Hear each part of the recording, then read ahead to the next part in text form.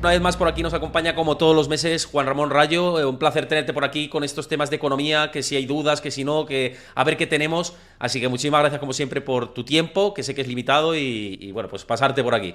Nada, muchas gracias a ti, Héctor, por la invitación. Ya sabes que es un placer estar por aquí. Pues vamos al grano con los diferentes puntos que tenemos que tratar. Evidentemente hablaremos de Javier Milei, esta cena de la libertad en la que estuviste por allí, los últimos datos de Argentina, tanto de PIB como la parte de la inflación mensual, que ha sido muy sonado. Y por supuesto, la última vez dijimos, vamos a hablar de alquileres turísticos. Y esta semana ha sido noticia también el tema de los alquileres turísticos por esa prohibición en Barcelona, ¿no? Mm. Esa intención de prohibir los alquileres turísticos en Barcelona. Luego vamos a hablar de todo esto, pero antes...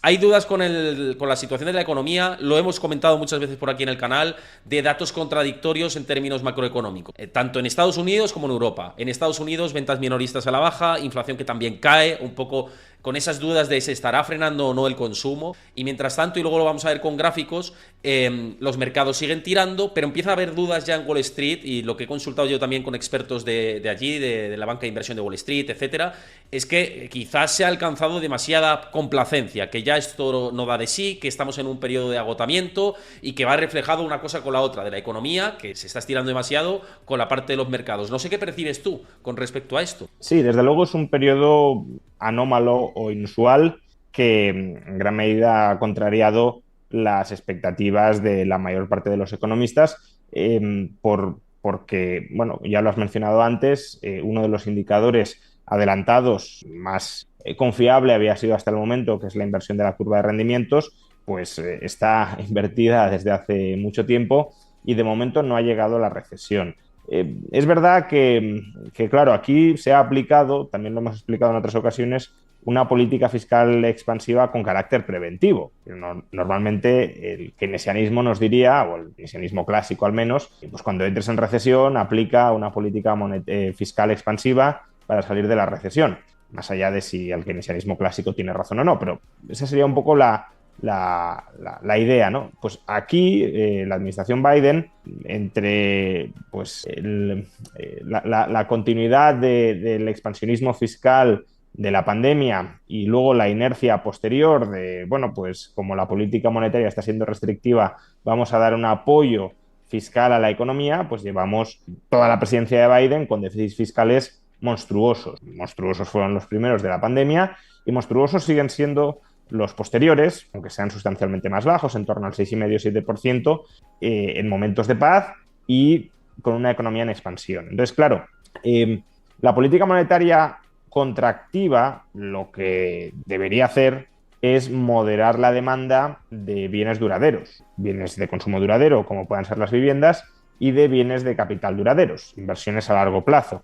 Pero claro, si ese gasto se modera, por el menor o más caro acceso al crédito, pero al mismo tiempo los gastos corrientes, debido a la política fiscal expansiva, se mantienen altos, pues todo eso puede dar lugar a tendencias contradictorias. Es decir, que por un lado la economía se frena, pero por el otro lado la economía se acelera. Y claro, si aumenta el gasto corriente, eso también puede inducir a las empresas a aumentar su gasto en inversión a pesar del encarecimiento del coste de financiación, porque vendo mucho más, por tanto quiero incrementar mi capacidad productiva y aunque me salga más caro financiarme, voy adelante con la inversión, ¿no?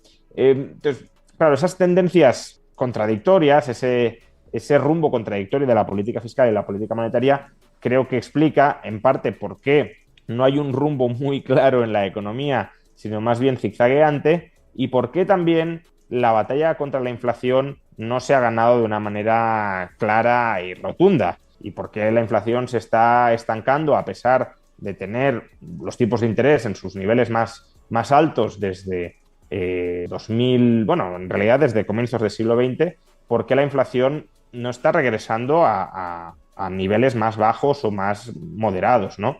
Esto creo que también además hay que ponerlo en relación con las tasas de inflación prepandemia, es decir, la comparativa más allá, ya una vez superados los cuellos de botella, las crisis energéticas, etcétera. Claro, antes de la pandemia teníamos una inflación por debajo del 2%, con unos tipos de interés que llegaron a estar en el 0%, y de hecho cuando empiezan a subir los tipos de interés no es para controlar la inflación, sino para evitar un recalentamiento de la economía. Y claro, ahora con los tipos de interés por encima del 5, no conseguimos que la inflación baje sostenidamente del 3. Por tanto, algo ha cambiado de manera más o menos estructural en la composición del gasto agregado en Estados Unidos, y ese cambio creo que es, como mencionábamos, una política fiscal muy expansiva, tanto la acumulada, el famoso ahorro embalsado de la pandemia, cuanto los déficits públicos siguientes, que han llegado incluso a superar los ya de por sí altos déficits públicos de Trump hasta la pandemia, ¿no? Es decir, los previos al estallido del gasto fruto de la pandemia. Mira, comentabas la situación de la curva invertida de tipos. Yo creo que es mejor ilustrarlo, toda esta situación, con un gráfico. Dame un segundo que cambio por aquí para que lo veamos todo. Claro, esto es para ponerlo en perspectiva. Curva invertida de tipos que siempre había funcionado como indicador adelantado, lo ha comentado Juan Ramón Rayo, de recesiones económicas pasadas. Sobre todo cuando se produce el fenómeno de la desinversión de esa curva. No cuando se invierte, si se invierte es que la recesión está más cerca. ¿Qué ocurre ahora? 21 meses en curva invertida de tipos del bono a 2 años y a 10 años. Anteriormente hemos tenido episodios, sobre todo en crisis económicas anteriores, de 5 meses, la que se produjo con la pandemia, 9 meses en la del 2008, 5 meses en la de la burbuja de las .com. Bueno, la más larga anterior es la de los años 80, que es la que se parece, y además en un ciclo también inflacionario. Mucha gente se pregunta y me está preguntando, ¿no? Y digo, lo hemos tratado también de otra manera en otros programas, pero la posibilidad de que esta vez sea diferente si se desinvierte esa curva de tipos de interés. ¿A ti te parece que...? A mí lo que me parece, yo digo mi opinión y ahora me dices tú qué opinas, ¿no? Pero yo digo, esto puede estar invertido mucho más tiempo. Puede estar 30 y tantos meses, quién sabe. Y mientras esté invertida, pues el mercado más o menos lo va estabilizando el que no hay recesión. Pero si se desinvierte, para mí sí que es la señal definitiva. Y esta vez será diferente. A mí me parece muy difícil pensar que sea diferente. No sé tú. Bueno, o sea, cuando decimos un indicador ha pronosticado las recesiones de manera sostenida durante las últimas décadas, fijémonos en que siempre que ha habido recesión, previamente la curva se ha invertido, y siempre que se ha invertido la curva, posteriormente ha habido recesión, es decir, que va en las dos direcciones. Creo que es importante entender por qué eso es así, es decir, qué relación de causalidad existe más allá de la correlación, y quizá también exponiendo la relación de causalidad podamos entender mejor por qué se puede prolongar esa inversión de la curva sin que entremos en recesión. Hay fundamentalmente dos grandes explicaciones de por qué cuando la curva se invierte, después, y al desinvertirse, después viene la recesión, ¿no? La primera hipótesis es una hipótesis de expectativas. Los agentes económicos anticipan que la economía va a pinchar, y como cuando la economía pincha el Banco Central baja los tipos, pues anticipan que los tipos futuros van a bajar. Y justamente cuando empiezan a bajar los tipos a corto plazo, porque ya hemos entrado en recesión o estamos ya muy, muy, muy cerca de la recesión, la curva se desinvierte, ¿no? Porque ya se materializa la bajada que esperaba el mercado. Esa hipótesis yo creo que en algunos casos puede tener sentido, pero muchas veces no perdamos de vista que se entra en recesión en máximos bursátiles, que la curva se invierte cerca de los máximos bursátiles, lo cual encaja mal con esa idea de que el mercado pronostica recesión. Es verdad que la bolsa se podría ir a máximos porque no solo pronostica recesión, sino bajada de tipos, y la bajada de tipos es expansionista, pero cuesta imaginar que de manera recurrente antes de una recesión el mercado se ponga muy optimista sobre las perspectivas futuras, ¿no? Y hay otra hipótesis que yo creo que es la más importante, y es que la curva se invierte porque las empresas empiezan a, digamos, cuando las empresas invierten con una expectativa de flujos de caja futuros, con una expectativa de beneficios o ingresos netos futuros que son con los que cuentan para hacer frente a los pagos de sus obligaciones. Sin embargo, si algunas de esas inversiones empiezan a fallar, empiezan a no materializarse en forma de beneficios tanto como esperaban, pues claro, los flujos de caja con los que esperaban contar para pagar sus deudas dejan de llegar o no llegan con tanta holgura. Y eso lleva a que su demanda de crédito para refinanciar sus posiciones se incremente. Y al incrementarse su demanda de crédito para refinanciar sus posiciones, para refinanciar los vencimientos de deuda que esperaban atender a través de sus ingresos, eso hace que los tipos de interés suban. Esto puede ir de la mano con el fenómeno de los cuellos de botella, que muchas veces también coincide con la inversión de la curva.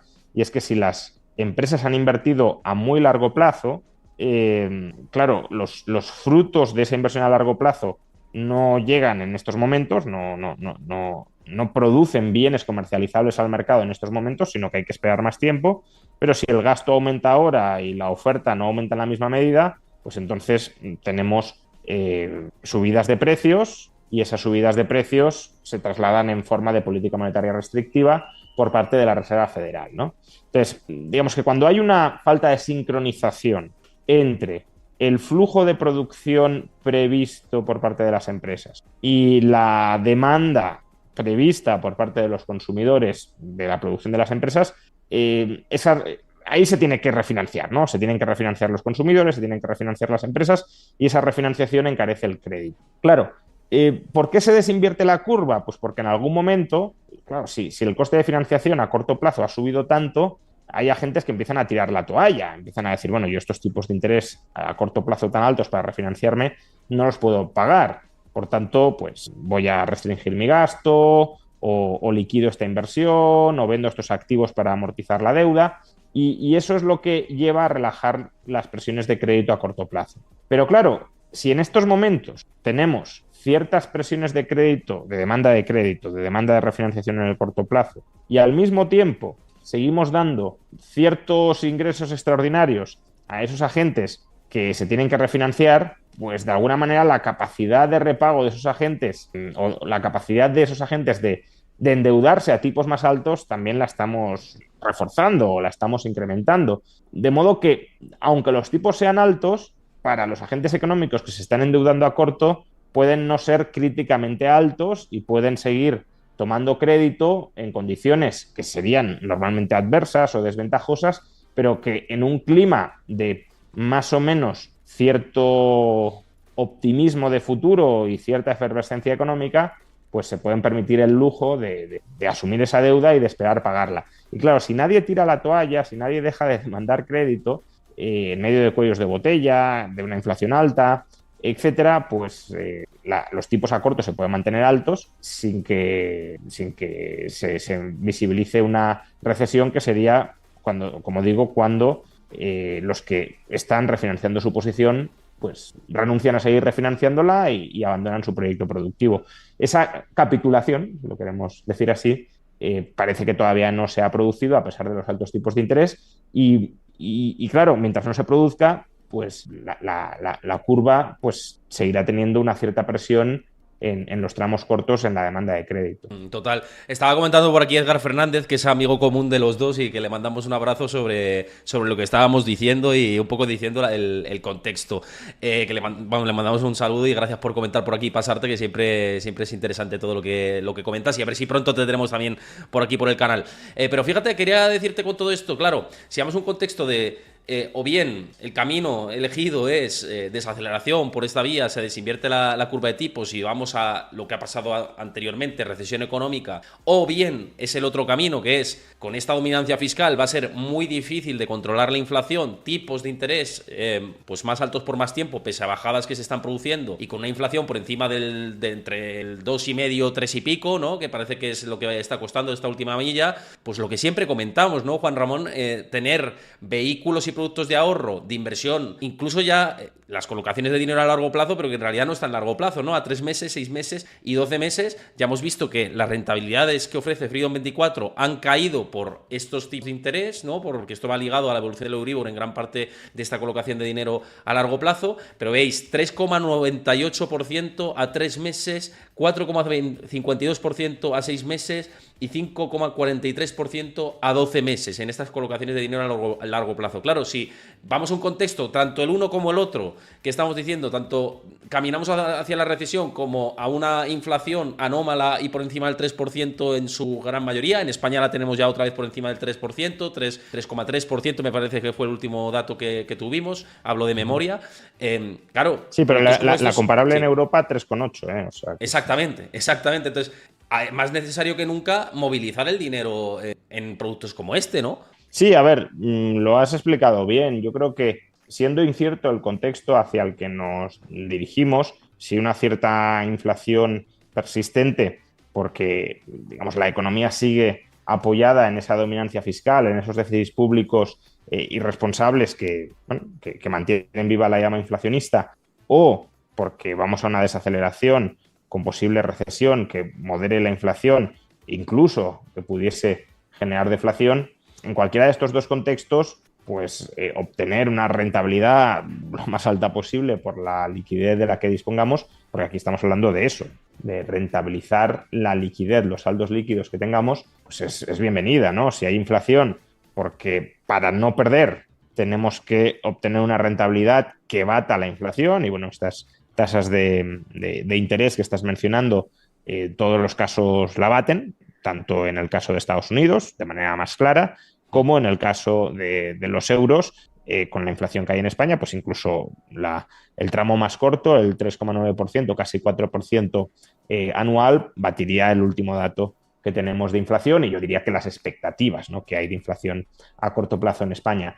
Y bueno, si fuéramos a una crisis de tipo desinflacionario, incluso deflacionario, pues claro, tener cerradas rentabilidades nominales a un año, por ejemplo, del 5,4 o de casi el 8%, pues sería una rentabilidad real muy considerable, ¿no?, que batiría incluso la de muchos años del mercado bursátil. Por tanto, sí, sea cual sea el escenario, creo que buscar una rentabilidad que cubra la inflación o que con cierta seguridad nos permita una rentabilidad real alta en un contexto, si llegara a ser de deflación, pues desde luego es bienvenido. Totalmente, ¿no? Y como siempre hacemos, siempre están estas opciones a 3, 6 meses y 12 meses.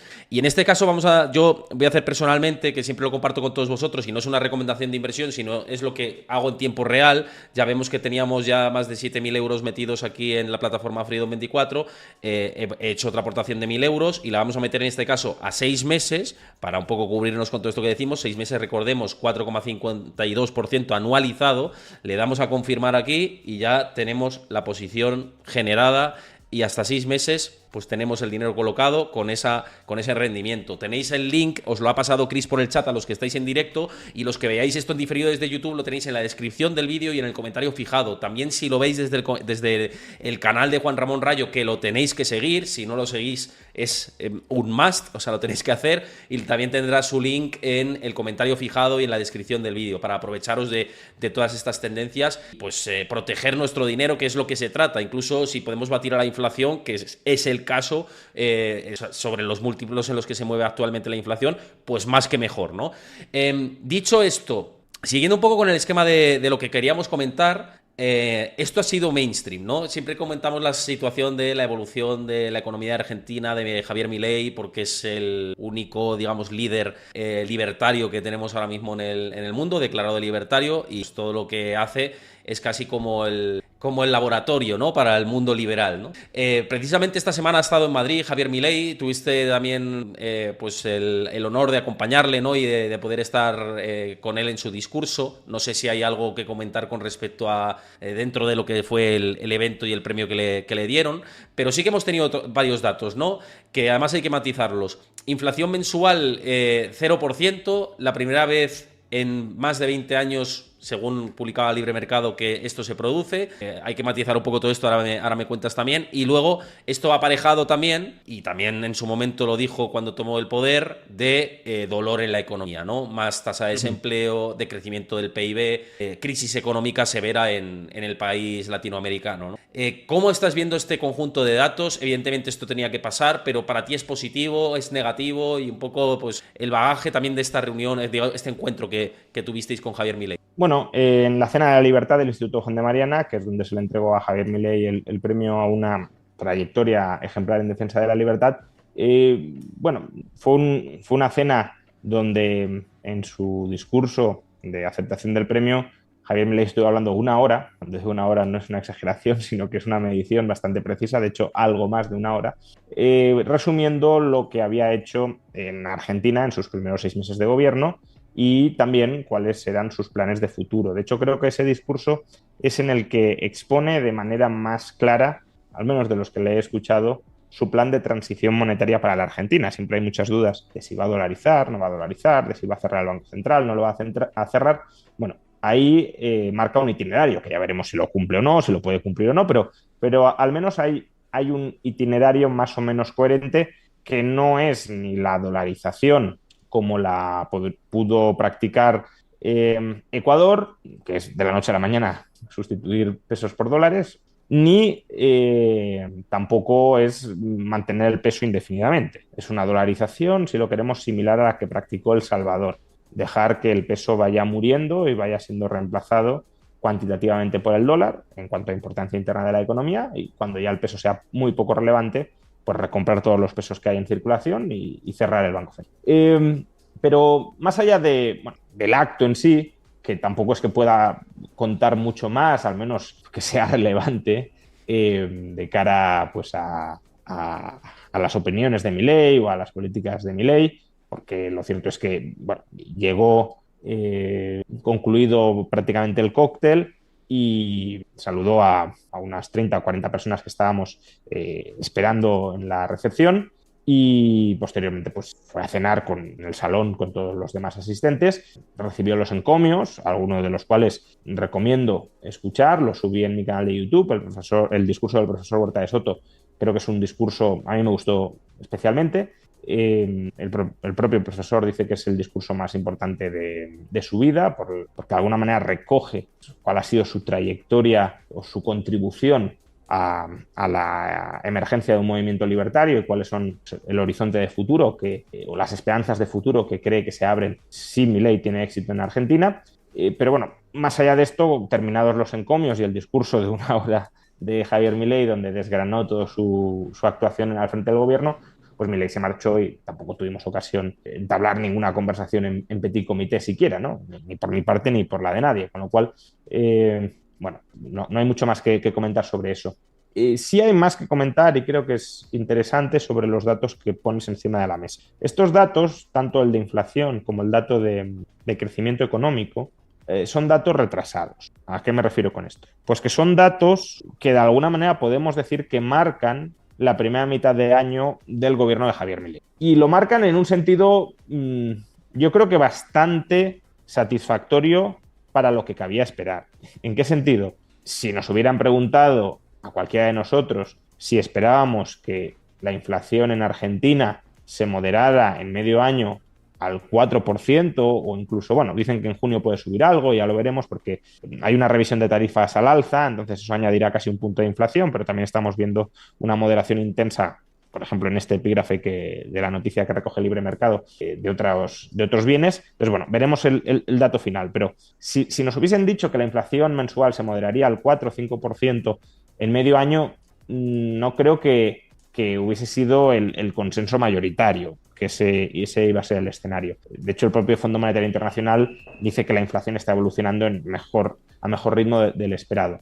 Porque además pensemos, esto muchas veces tampoco se tiene en cuenta, cuando se compara la inflación pre-Milei con la inflación post-Milei, claro, la inflación pre-Milei tenía todos los precios, bueno, todos, pero es una exageración, pero muchos precios controlados o planchados, ¿no? Como se dice en Argentina. Entonces, Milei ha liberalizado muchos de esos precios y ha permitido el reajuste de precios relativos. Pues no es solo que la inflación sea más baja que antes, es que es más baja con precios abiertos o libres y no con precios controlados con todas las distorsiones que yo introduzco. Pero, por un lado, creo que el dato de inflación es bueno, y por otro sabíamos que el peaje a corto plazo de controlar la inflación iba a ser una caída de la actividad económica. Tú mismo lo has recordado, que el propio Milei lo dijo en su discurso de investidura y también durante la campaña, que el ajuste iba a ser duro y que requeriría de sacrificios y que al principio pues, la economía se contraería. Sin embargo, incluso ahí, los datos que hemos conocido hoy del primer trimestre de 2024, sinceramente creo que son datos que, aunque constaten una caída, y una caída del PIB nunca es agradable, pero creo que reflejan datos mejores de lo que nuevamente podríamos esperar.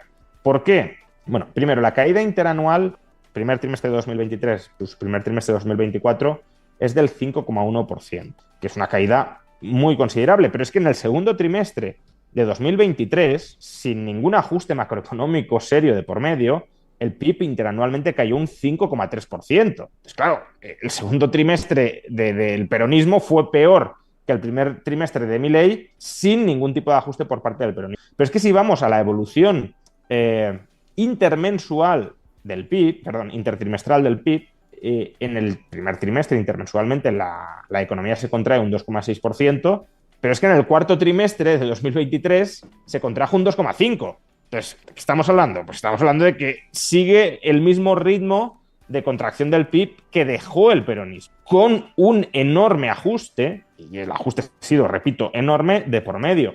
Con lo cual, globalmente, no creo que estas cifras sean malas. Era más o menos esperable que la inflación se moderara y que el PIB cayera, pero yo, sinceramente, habría esperado una menor moderación de la inflación y una mayor caída del PIB. Por tanto, hay que estar relativamente satisfechos de estos datos. Para mí el problema no está en estos datos históricos y atrasados. Para mí el problema está en que ciertos desequilibrios que Milei corrigió nada más llegar a la presidencia, o que avanzaba en la corrección, se están volviendo aún, no de manera dramática, pero se están volviendo a abrir. La brecha cambiaria, por ejemplo, la diferencia entre el tipo de cambio de mercado y el oficial, ha ascendido a un rango de entre el 40 y el 50%. Por tanto, se corrigió hasta prácticamente el 10% con la llegada de Milei y con la devaluación del peso. Ahora ha vuelto a aumentar. El riesgo país, que iba encaminado a bajar de los 1.000 puntos, y esto es fundamental para que Argentina pueda sobrevivir financieramente el próximo año,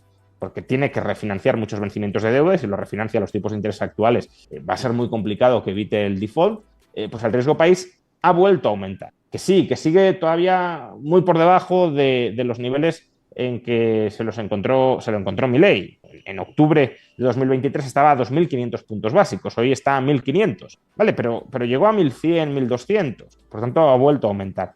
Y esto a mí sí me preocupa, es decir, si estos indicadores, que son la clave para constatar el reajuste de los desequilibrios macroeconómicos, se vuelven a abrir, el proceso de saneamiento, que ya digo, en la primera mitad del año creo que es razonablemente satisfactorio, se podría dar de bruces y por tanto que todo el trabajo bien hecho, o más o menos bien hecho, a ver, si se hubiese aprobado la ley de bases, por ejemplo, en el primer semestre, pues habría sido mucho mejor, pero que ese trabajo más o menos bien hecho fracase. Y por tanto, más que mirar a esos datos, que son positivos, sobre todo el de inflación, pero también hasta cierto punto el de PIB, creo que hay que mirar con, no sé si preocupación, inquietud, atención, otros indicadores que empiezan a desajustarse y esperemos que no se sigan desajustando. Te quería preguntar a colación de todo esto, por llevárnoslo a terreno español, creo que lo hemos dicho alguna vez, pero aún así siempre está de más repasar, ¿no? ¿Ves en el panorama español y con la situación política compleja que tenemos, además ha emergido una nueva fuerza y demás,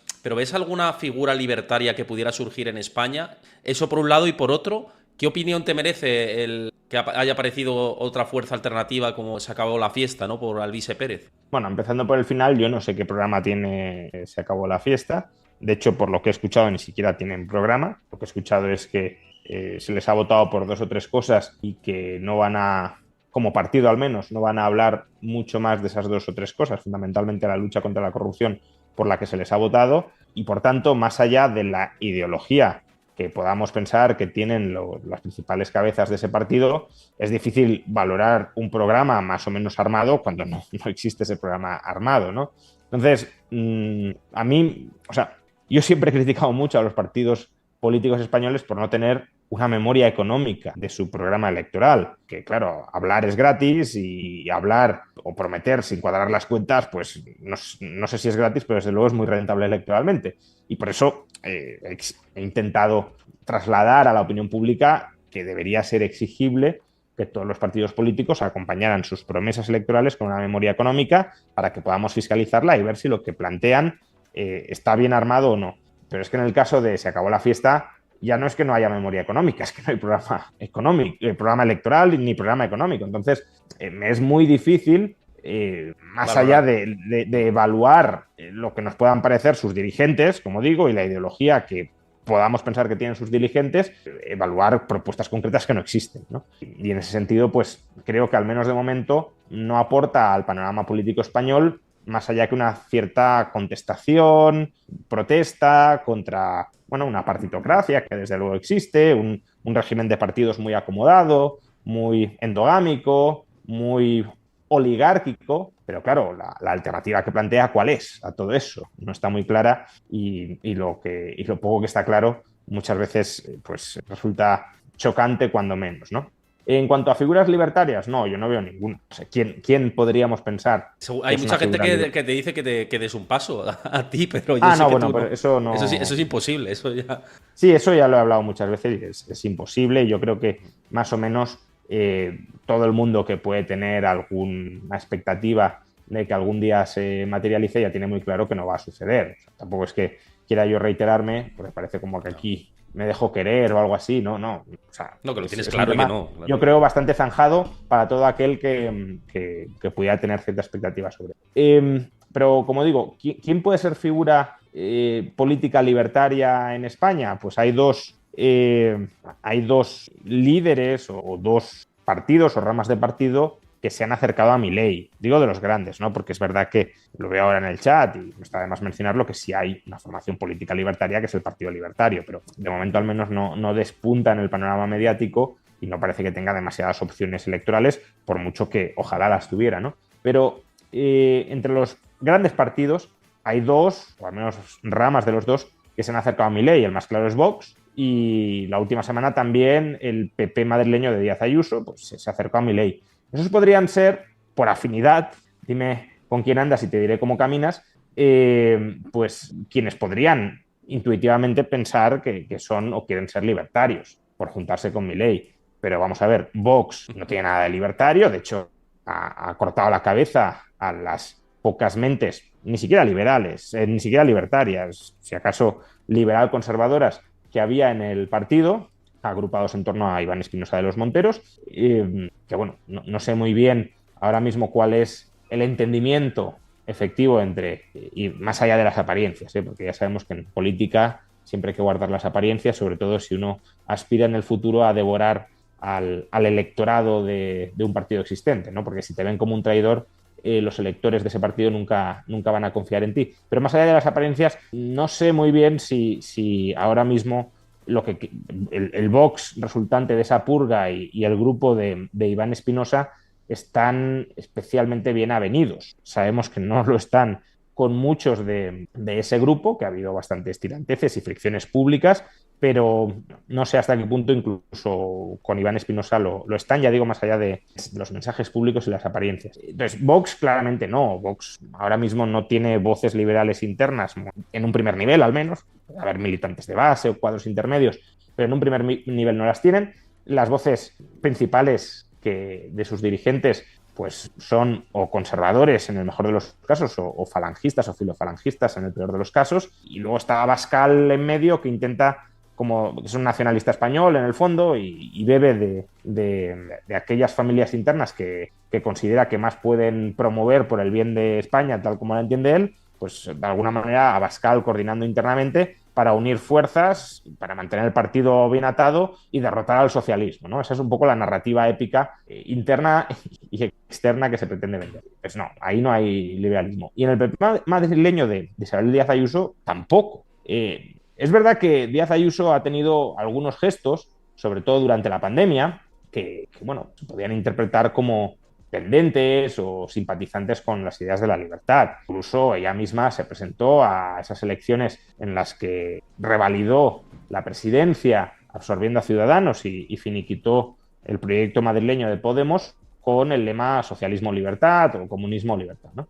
Pero una pregunta muy sencilla para ver hasta qué punto podemos encuadrar a Díaz Ayuso dentro de un cierto espectro liberal muy ampliamente definido, muy generosamente definido o no. ¿Qué medidas liberales ha aplicado en esta segunda legislatura Isabel Díaz Ayuso? ¿O cuál es el proyecto o cuáles son las promesas de medidas liberales que pretende aplicar en esta legislatura? Porque yo de momento, en esta segunda legislatura, en la primera podía haber algún guiño, algún destello, no una filosofía o un programa bien armado y unitario en favor de la libertad, pero bueno, podía haber algo. Pero en esta segunda legislatura, ¿qué ha hecho a favor de la libertad? De hecho, lo que ha hecho, y entiendo el motivo, pero ha sido restablecer el impuesto sobre el patrimonio. Es verdad que para que no recaude el gobierno central el de grandes fortunas, pero al final, lo poco sustantivo que ha hecho, tiene una agenda política paralizada, política y económica paralizada, ha sido restablecer un impuesto que había eliminado el PP de Madrid. ¿Y qué proyecto tiene? O sea, va a implantar, no sé, el cheque escolar, va a bajar todavía más los impuestos, porque claro, está recaudando 1.000 millones más por el impuesto de patrimonio. Ese dinero, ¿por qué no lo devuelve a los ciudadanos? Todo esto, nada de nada. Entonces, ahora mismo, el proyecto del PP madrileño es pues, que Isabel Díaz Ayuso permanezca en el poder. Casi, casi, si lo quieres, que no llegue la izquierda al poder y deshaga lo que ha hecho el PP madrileño durante los últimos años, pero es un proyecto político defensor del statu quo y finiquitado y sin proyección de reformista en absoluto. Entonces, no hay ningún líder libertario. Como mucho, habrá líderes más o menos de izquierdas en este país, o por no hablar de izquierdas, que siempre es un término controvertido, más o menos intervencionistas, más o menos estatistas, pero no, desde luego, que pretenda que tenga un plan y unos ideales para desplazar institucionalmente a España en la dirección de una mayor libertad. Eso no existe. Mira, y ligado con la política económica, que me parece muy interesante todo lo que has comentado, la última vez que estuviste por aquí hablamos de la situación dramática de la vivienda, de la espiral de precios al alza que estamos viendo, y comentamos el tema de los alquileres turísticos, que dijimos, lo vamos a dejar para la siguiente ocasión que te pases por el canal. Y justamente esta semana se ha conocido que Barcelona tiene previsto poner fin al alquiler de apartamentos a turistas extranjeros y que tiene pues un calendario de que de aquí al 2028 ya pues no haya alquiler turístico en la ciudad condal, ¿no? No sé qué te parece todo esto, un poco la situación del alquiler turístico. Yo he intentado hablar con gente que también que reside en islas, como en Baleares, tengo algún amigo por allí, también en Canarias. Allí te dicen que también es difícil la situación porque hay poco stock para la gente que quiere un alquiler y que casi todo es alquiler turístico y que están muy limitados a nivel de espacio, ¿no? Para poder construir más, sobre todo hacia las afueras, y que bueno, pues que encajar que quieren vivir del turismo pues que todo lo ocupe prácticamente el turismo, hay una lucha, ¿no? Hay abierta. No sé qué te parece esa situación con lo que también se ha propuesto en Barcelona y en general, pues si esto también encarece los alquileres, si se puede hacer algo desde las acciones de gobierno, si prohibir es una medida o no, que yo sé que me vas a decir que no, pero un poco pues que me comentes esto. A ver, yo creo que esto es un ejemplo de lo que estabas planteando antes, ¿no?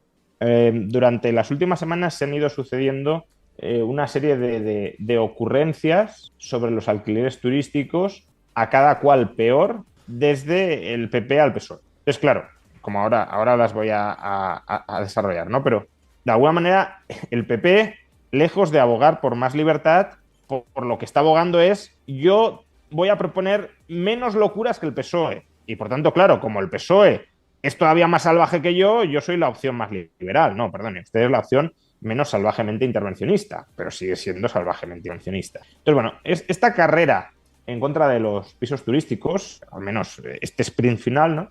La inició, no lo olvidemos, Martínez Almeida en Madrid, decretando una moratoria a todo el sector terciario hotelero de la capital.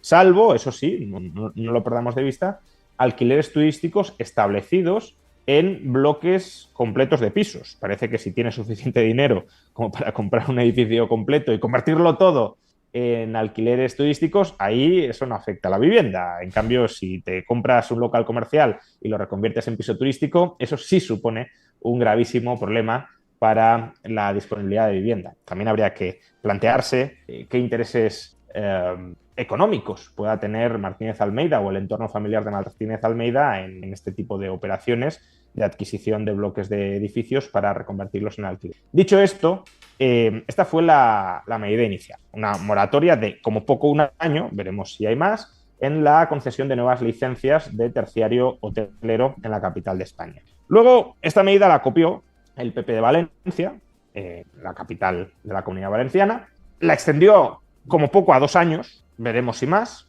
pero es que además el PP y Vox, por tanto, porque gobiernan en coalición, de la Generalitat Valenciana, dio un paso más allá. Y esto todavía no se ha aprobado, pero el globo sonda sí lo lanza. Tampoco lo del Ayuntamiento de Barcelona, que voy a comentar ahora. Y ese globo sonda que lanzó el gobierno Carlos Mazón en la Comunidad Valenciana es que las licencias de apartamentos turísticos ya no iban a ir ligadas a la propiedad del inmueble, sino al propietario.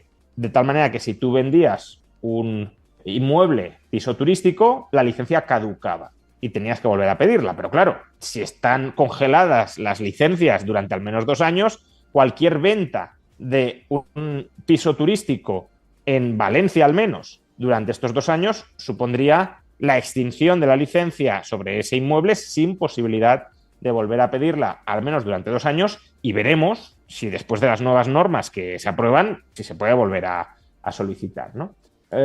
Todo esto además con toda la inseguridad jurídica que provoca, porque especialmente en Madrid, esto no es tanto de Valencia, sino sobre todo de Madrid, ha habido muchos procedimientos de solicitud de licencia de piso turístico que han quedado congelados, ¿no? Estaban iniciados, bueno, ya ni siquiera de piso turístico, de terciario hotelero, porque también se han paralizado la construcción o las licencias de hoteles, de casas de huéspedes, etcétera, se han quedado congelados. Por tanto, uno inició el trámite, inició las obras y ahora no sabe qué hacer durante el mes. Lo de Valencia, el gobierno de la Generalitat ya es una expropiación de la licencia. Si tú vendes la licencia, te la expropio. Es como decir, si tú tienes un bar y lo vendes, pierdes la licencia para tener montado ahí el bar, ¿no?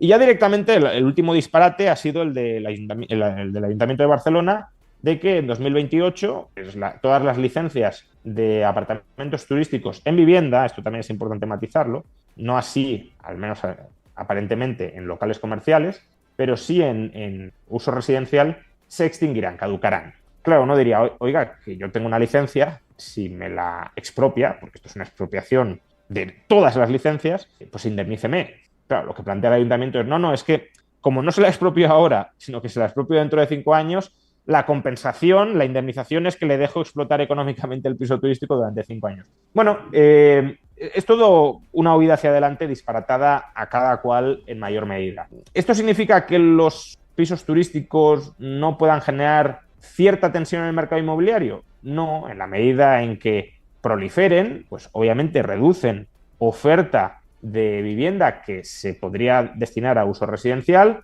para destinarla a un uso, digámoslo así, comercial, terciario, hotelero. Ahora bien, ¿la solución a esto pasa por prohibir los pisos turísticos? Mi punto de vista es tan absolutamente disparatado como lo sería decir que la solución pasa por prohibir los hoteles o por que se extingan las licencias sobre los hoteles. Sí, hombre, si un edificio de hoteles expropiamos las licencias y reconvertimos las habitaciones en apartamentos, pues aumentará la oferta de vivienda en la ciudad, pero sería un disparate hacer eso. Pues en general, darle este tratamiento a los pisos turísticos también. Lo que podría llegar a tener sentido es que se establezcan ciertas condiciones de acceso a la licencia de piso turístico, por supuesto respetando las licencias que se hayan otorgado hasta la fecha. Y si la administración quiere que ciertas licencias se extingan, lo que tendría que hacer es recomprarlas, pero no expropiarlas. Pero en cualquier caso, respetando las licencias que se hayan otorgado hasta la fecha, que en Barcelona llevan congeladas desde 2014, por tanto tampoco es que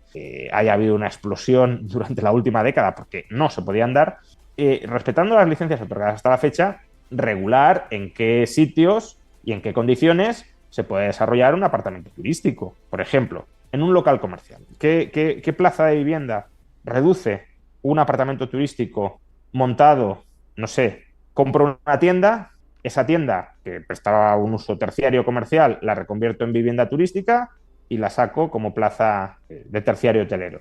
¿Ahí qué oferta de vivienda se ha reducido? Pues el hecho de reconvertir una tienda en un apartamento turístico. Salvo que digamos que, claro, que la tienda se podría haber reconvertido en vivienda, que muchas veces ni siquiera te dejan, las regulaciones te dejarían, pero salvo eso, ninguna. Pero es que entonces ya tendríamos que decir también que la tienda, mientras siga siendo tienda y no vivienda, está restando plazas de vivienda potenciales. Entonces, creo que el grado de demagogia que se está dirigiendo contra los pisos turísticos es consecuencia de la convergencia, por un lado, de los intereses del lobby hotelero, que se quiere cargar a unos competidores legítimos en su sector, y por otro, de una problemática que es muchísimo más amplia y muchísimo más compleja, que es la de los precios de la vivienda. Los precios de la vivienda no se han encarecido por los pisos turísticos, o al menos no de manera fundamental. Como digo, algo puede contribuir, pero la evidencia que tenemos sobre la contribución es 1, 2, 3% de subida del precio del alquiler en el peor de los casos. Claro, si estamos diciendo que los alquileres han subido 30, 40 o 50%, pues hombre, algo es, pero el grueso de la subida no se explica por eso y desde luego impedirlo no va a frenar la subida futura, como creo que incluso los propios promotores de estas medidas saben. Por tanto, si esta no es la solución fundamental al problema, habrá que buscar soluciones de fondo a este problema sin caer en la demagogia de buscar un chivo expiatorio para concentrar la ira de la opinión pública mientras se deja desatendido el resto del problema. Y el resto del problema, ya lo hemos explicado muchas veces, es falta de oferta de vivienda. Por tanto, eso es lo que hay que atacar con flexibilización o liberalización, si lo queremos, de la legislación urbanística, que es lo que ningún gobierno hace, y es lo que un gobierno libertario haría, pero como no hay políticos libertarios en España, como decíamos antes, pues ninguno. Mira, dos cuestiones con respecto a esto, que me parece además un debate muy interesante y que además también se aviva un poco el chat por aquí, que se agradece, ¿no?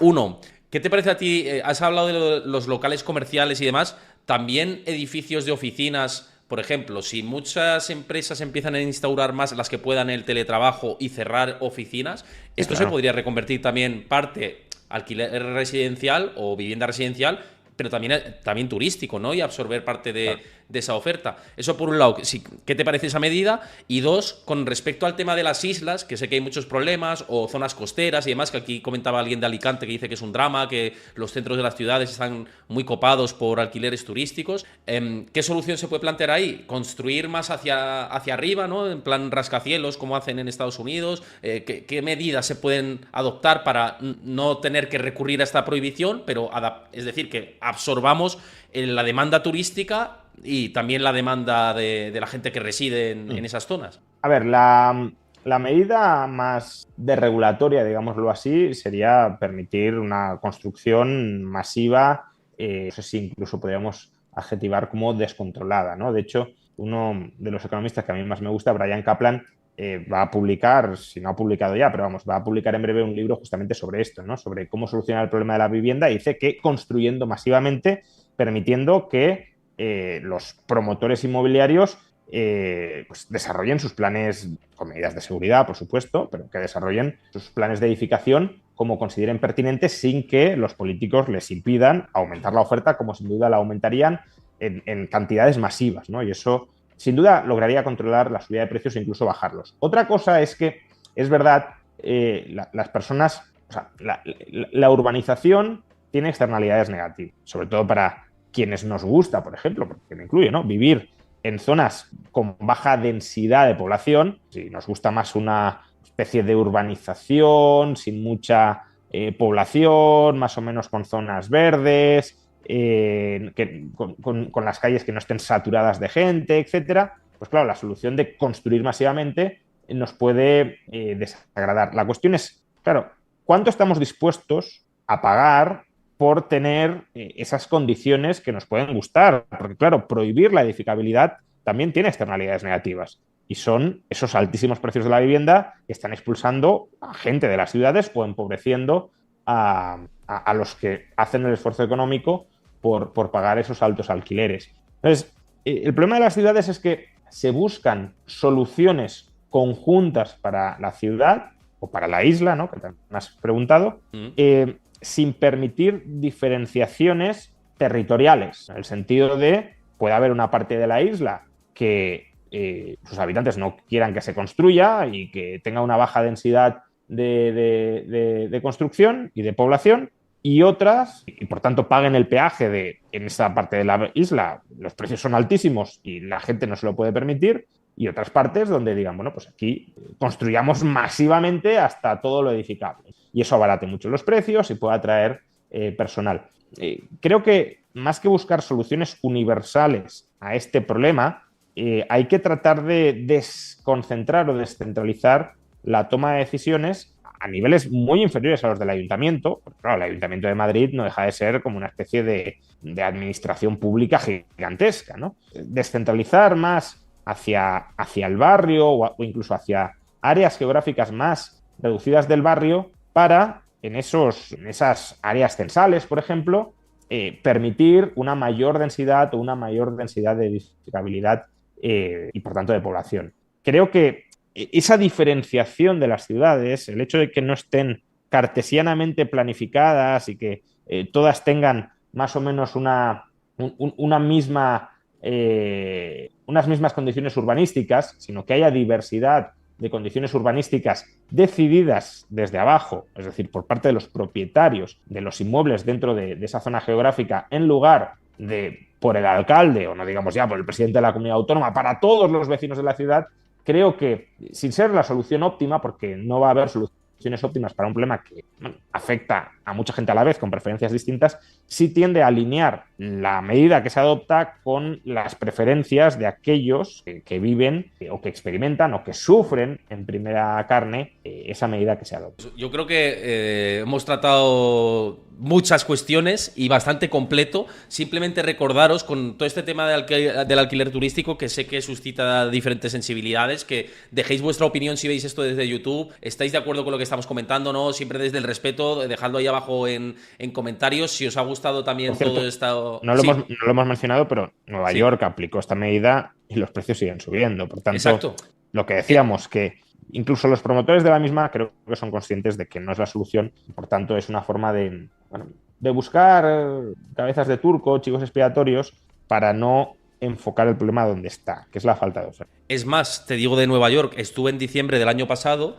Los Airbnbs los limitaron una barbaridad. De hecho, lo que obligan es que al casero tenga que alquilar una habitación, pero estando él ahí, bueno, es un despropósito lo que han hecho, en mi opinión. Pero ¿qué ocurre? Que en las redes sociales alquilan en B los apartamentos. Eso aparte, claro. Y se forma ahí una red digamos, no controlada ni por el Estado ni por nadie, que al final lo que haces es que no solucionas el problema. O sea, a mí lo que sí me parece bien de Nueva York, que a ver cómo avanza todo esto, es reconvertir un montón de oficinas que están vacías, que hay edificios que tienen el 37%, el 40 y tantos por oficinas vacías, reconvertirlas a, digamos, vivienda residencial. Y esto dices, bueno, pues solución que puede sin duda, pues, sí. bajar todo lo los que sea precios a aumentar la oferta. Y esa es una modalidad de aumento de la oferta sin construir, solo rehabilitando, digámoslo así, o readaptando, creo que va en la buena dirección. Claro. Es que además en Nueva York es muy difícil construir más. O sea, lo que es Manhattan, por ejemplo, es casi imposible. Sí que hay edificios antiguos. No, claro. Es imposible. Sí, hombre, en Long Island y todo esto todavía hay terreno, ¿no? Pero en lo que es Manhattan es complicado. Pero bueno, sí que lo que estaba diciendo, que efectivamente todo esto hay que seguir mirándolo, que dejéis vuestra opinión, que siempre me interesa. Dejad un like para apoyar el canal también y suscribíos tanto a mi canal si os ha gustado el contenido como al de Juan Ramón Rayo. Os recuerdo también las colocaciones de dinero a largo plazo por parte de Freedom24, al 3,9% a 3 meses, al 4,5% a 6 meses y al 5,4% a 12 meses. Ya habéis visto que he hecho esta colocación con Juan Ramón Rayo aquí, que siempre lo vamos haciendo mes a mes, para que veáis que es un producto que a mí me parece seguro y que está interesante, ¿no? Y que pues le echéis un ojo. Tenéis el link ahí abajo en el QR también y en la descripción del vídeo de YouTube y en el comentario fijado. Y que bueno, que espero que os haya gustado la charla. Lo que decía Juan Ramón, un placer tenerte por aquí como siempre y nos vemos ya en julio. Nos vemos en julio, claro que sí. Un saludo a todos.